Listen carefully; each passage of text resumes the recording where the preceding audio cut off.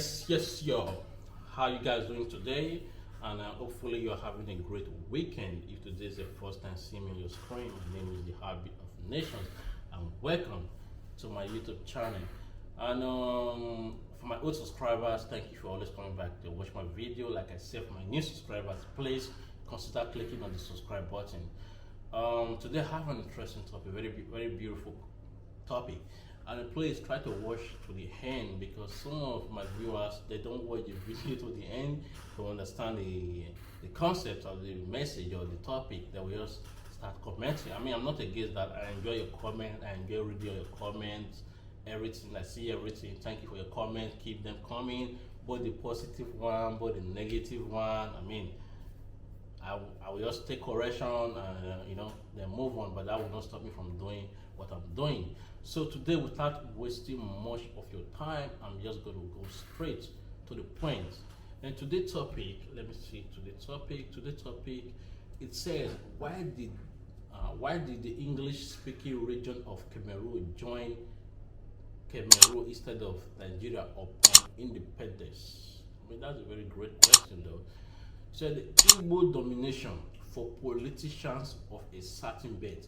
There is no better slogan for the Igbo, possibly no other two words are more irritating. So the Igbo spelt Igbo until the 60s are an ethnic group of some 30 million who trace their road to the southeastern region of Nigeria for various reasons within the region. Igbos have tended towards filling the role of market dominant minority. Consequently, they have invited the trepidation, often the result of that scenario. In the case of the southern Cameroon, it was one of the sport of victory in the Great War. The Vive Hope has mandate between France and British.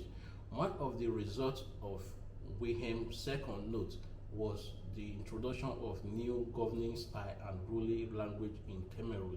The British saw the mandate as another imperial body, and as such did not initially bother creating its own provincial governing structure. Instead, they attached it to the province of southern Nigeria, a province where the Igbo were the demographic majority and dominant politically. Say, I am Igbo, so you don't have to take my word for it. Here a native say it in this episode of Witness History. So he put the link there. Chibwebun Egwin, I hope I pronounced your name. If I didn't pronounce your name right, I'm sorry. She said, the story of the Igbos, they hate us because they hate us. And Joseph Ayokomi said, I don't think people hate Igbo. I think the Igbo in Nigeria are the only ones always playing the ethnic card and always taking pity by crying marginalization when they don't have their way. There is also the case of self-destruct and disunity among the Igbos. Again, it is generally believed that an Igbo man can be bought or trade off his kinsmen for money. I said, I hope I'm wrong. And Chris said, very wrong. Igbo don't trade theirs for money. By the way, who are those that collected money from Abacha to betray Abadan MK Abiola? Should we ask Mustafa?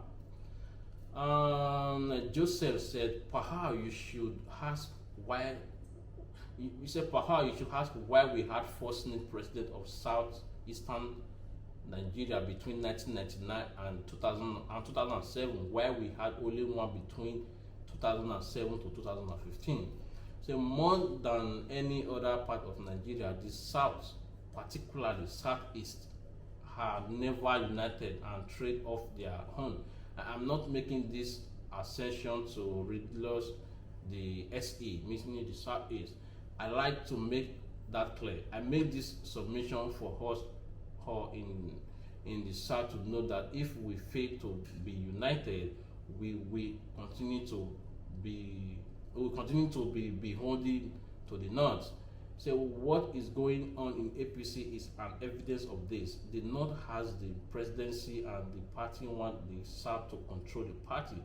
Disunity among Southerners in the party is the reason why both the government and the party are now being controlled by the North. A keen look into the APC and PDP power ranking will show you that the SE has been left out of the scheme of things, which is so why is this so? I mean, sorry guys, I have to drink my water every time I'm reading like this. I'm always tasting.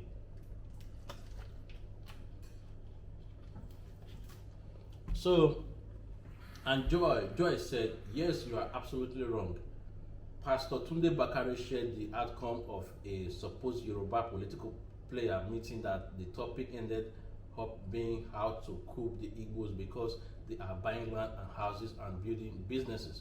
Tunde asked them if the Igbos pay for such thing or snatch them at gunpoint, and he said they asked him, why are you like this? Because he did not give them the support they expected. There are tons of record online where you Yoruba siblings voice out plan to cause chaos so they can take over Igbo properties and businesses like in the past. So it either you deliberately lying because you share some sentiment towards Igbo, or you are just trying to save face.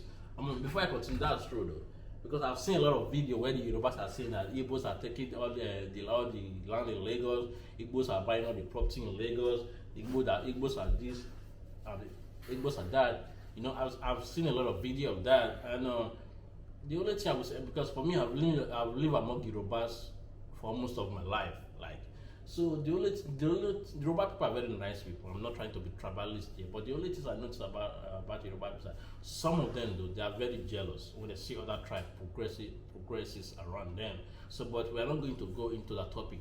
I believe in one Nigeria. I believe with unity we can move Nigeria forward. So, like he said, the Igbo people don't put gun in your head to take your land and property.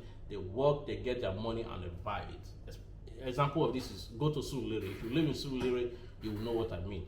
Surulere is so part of Lagos mainland. Yeah, so Igbo people have almost taken over that place. Anyway, let me go straight. Let me continue reading. And Kelechi said, I would always wonder why, especially since those in the Anglophone region have been complaining about maltreatment and marginalization. Interesting that the native perception of Igbo plays such a strong role in their decision. I would have never imagined that. I've spoken about that in my previous video before, how the Igbo play past, why the Southern Cameroon didn't want to join Nigeria. So Emmanuel said, the 60s were a particular low peak period, even by the standards of now. The NCNC and the AG together had a majority and could have informed the country's first government. It was rejected out of hand. Igbo domination. Similarly, the NCNC and its coalition partner could have formed the government in both the eastern and western region. The Yoruba MPs were, however, handled hard by Jeeps that they were heading Igbo domination. Then the first coup happened, led by Igbo officer, ended up with an Igbo general in power, Qmas Entrerian pogroms and the civil war. And Adebayo said the NCNC and the AG together had, okay, sorry, I've read that before, sorry. I think this should be the, okay, no, I've not read it. So let me read it, sorry guys. Said the NC and AG together had the majority and could have formed the country's first government. It was rejected out of hand, Igbo domination. You twist the details, dear Paha, on whittling or otherwise to suit the tenor of your argument.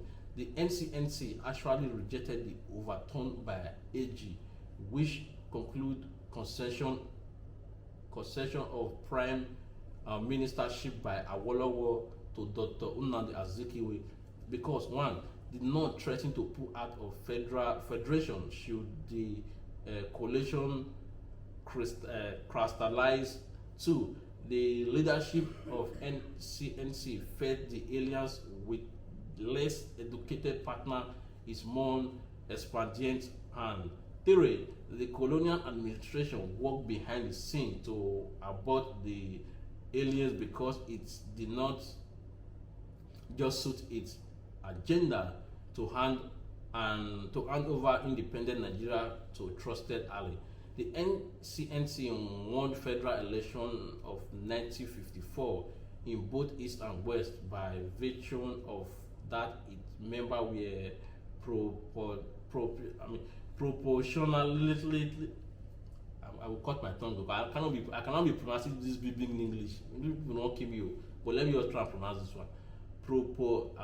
Proportionately represented on the on the cabinet and the key institution, and they met this. You see the English again, and they met this proportionate presence of Igbo. Fear of domination would have deterred the AG to make the overturn to a senior partner that rejected it. I mean, please, all these comments, I don't know. The way some people are writing their English, it's not all the English word I can pronounce. Because after all, I'm not an Englishman. Please. Maybe I will be using my native language to reading all these things. When I was in school, I didn't really like English. Now you can see the effect, you see. Anyway, let me continue. He said, Emmanuel said, I apologize. My phrasing ought to have been clearer. My point was the coalition was untenable due to the political fear about the Igbos in that period. So, however, I disagree with